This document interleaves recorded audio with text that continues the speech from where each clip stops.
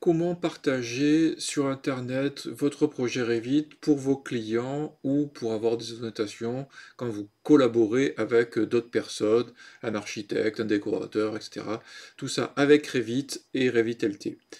Bonjour, je suis Pascal Cavecchi, architecte et formateur Revit. Donc dans ce tutoriel, je vais vous présenter comment partager donc une maquette avec votre Revit, qui soit version full ou la version LT.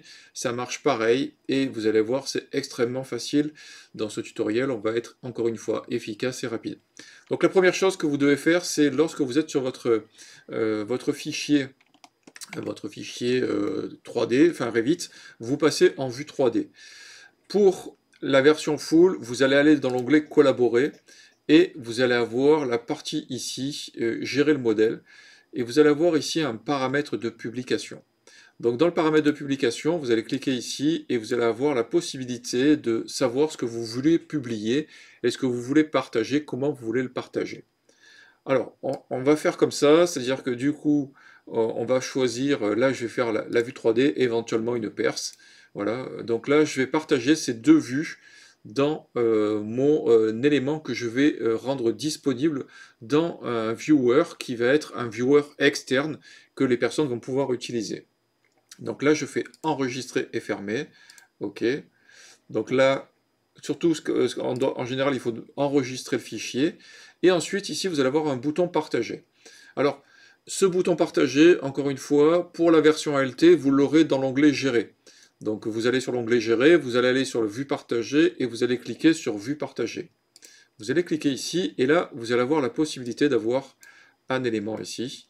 Vous voyez que là, moi, j'ai déjà proposé à un client la possibilité de partager une vue. Ici, ben là, il me suffit de faire donc nouvelle vue de partage. Donc, je vais choisir, je vais l'appeler tuto Revit Archipaka 258. Je vais faire partager. Donc là, on va dire le fichier va se partager avec les paramètres de partage que j'ai déterminés, de manière à pouvoir avoir accès à tout ça. Ça va s'uploader, où ça? Ben, ça va aller directement chez Autodesk. J'ai la possibilité de l'afficher dans le navigateur ou de cliquer ici sur copier le lien de partage. Ça va me permettre deux choses. La première chose, c'est de pouvoir visualiser sur le navigateur donc le rendu de ce que j'ai, et ici copier le lien, on va pouvoir le récupérer. Ça va me permettre donc de pouvoir envoyer ça à un client via un mail. Alors je ne sais pas si je peux déplacer la fenêtre, oui, voilà, on le voit ici. Donc je vais pouvoir soit afficher dans le navigateur, soit copier le lien. Là, si je fais copier le lien, ok, je l'ai ici. Je l'ai ici, voilà, affiché. Et là, donc je vais avoir la viewer de la visionneuse donc de chez Autodesk qui va se charger. Alors une fois que c'est fait, voilà, je vais vous la montrer ici. Hop, il suffit juste que je la récupère. Si j'arrive, voilà, je vais la remettre ici. Ok, donc là, ce que je vais faire, je vais fermer. Et là maintenant, on a la possibilité de pouvoir partager ça avec des personnes. Alors, il vous suffit maintenant de pouvoir faire avancer. Vous allez pouvoir voir tous les éléments. On va pouvoir faire une orbite. Donc, encore une fois, on peut venir cliquer sur les faces ici. On peut venir ici. On peut cliquer là, à l'initiale. On a la possibilité, donc, grâce à tout ça, donc faire un panoramique. Hein. Donc on va zoomer, faire un panoramique. On va pouvoir faire un zoom, zoom avant, zoom arrière. On peut revenir au début par rapport au paramétrage. On peut ajuster à la vue. On a la vue première personne, donc on vous explique comment vous déplacer avec les flèches du clavier. Donc voilà, on va pouvoir faire... Alors les joueurs du... alors, je sais pas si je peux... Ouais, c'est-à-dire que du coup... Alors si je reviens, bon moi je le fais pas trop en première personne, mais il y a certaines personnes qui aiment bien. Alors je crois que c'est la vitesse, on a un truc de vitesse où on peut aller plus vite, voilà, plus ou moins, ok. Donc là il faut que je fasse plus pour pouvoir me déplacer. Alors c'est pas hyper efficace, j'avoue, donc ouais. Là, ça a l'air de pas trop fonctionner. Alors, parce que peut-être que je suis sur un navigateur qui est pas Chrome. Donc, ok. On va peut-être avancer. Bon, c'est bizarre, parce que d'habitude, ça marche bien. Q et E vers le haut, vers le bas. Donc attention, c'est un clavier QWERTY, donc nous c'est A et E. Ok, garder autour, se téléporter en double-cliquant. Ok, d'accord. Donc ok, on va pouvoir faire ça.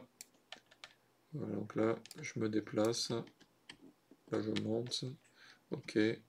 Ah oui, ok, donc A, Q, ça descend. E, ça monte. Z, hop. Alors, on est vraiment en position première personne, donc c'est un peu étrange, effectivement. Bon, moi, je l'utilise pas trop, hein, cette position première personne, mais ça permet de voir pas mal de choses. Je vais essayer de remonter, parce que là, je suis trop bas.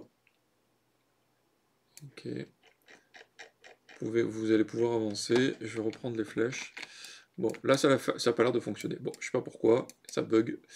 Ou c'est moi qui ne sais pas l'utiliser. Moi, je préfère travailler sur l'orbite, comme ça, au moins, on a vraiment un positionnement. On avance comme on veut, avec la molette, la souris. Voilà, ça permet de voir ça. Ce que je voulais vous montrer aussi, c'est que les clients peuvent tout à fait décomposer la maquette. Donc, on va pouvoir l'exploser. Alors, c'est rigolo parce qu'on voit toutes les modélisations. On peut couper en vertical. Donc voilà, si on prend un plan vertical, ben, on peut le descendre. Hop. Alors il faut vraiment y aller doucement. Je pense que c'est vraiment assez... Hop, voilà, il faut réussir à attraper la flèche. Comment j'ai fait? Hop, là c'est pour tourner.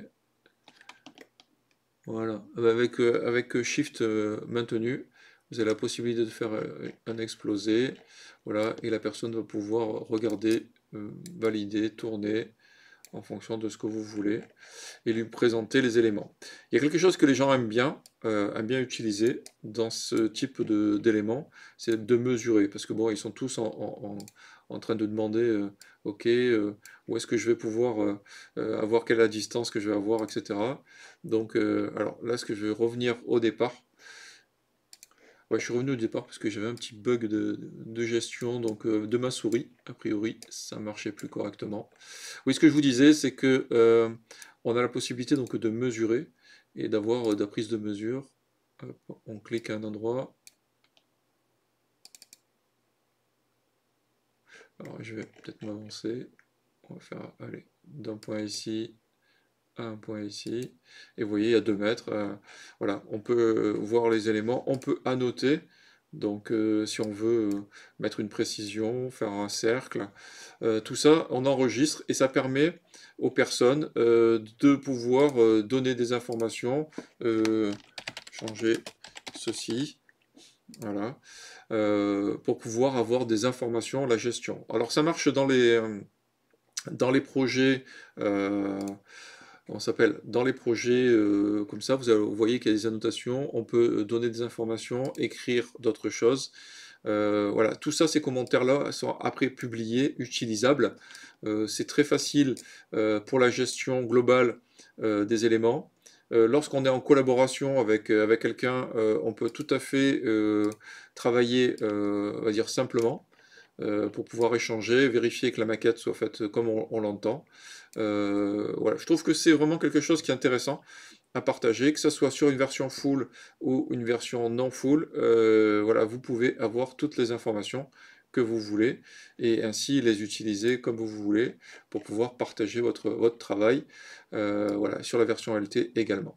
Bon, j'espère que ce tutoriel vous aura été utile. Vous n'hésitez pas à liker et à partager. Je vous rappelle que pour pouvoir récupérer cette maquette-là, vous devez vous abonner à la box. La box, c'est quoi? C'est un gabarit d'agence. Vous avez la possibilité donc de récupérer des gigas de famille dans la box. Pour l'option du bonus 4, vous passez au high level avec tout ce que j'ai fait depuis mars 2020, pardon. Ça fait plus de 500 fichiers que vous pouvez télécharger dans la box.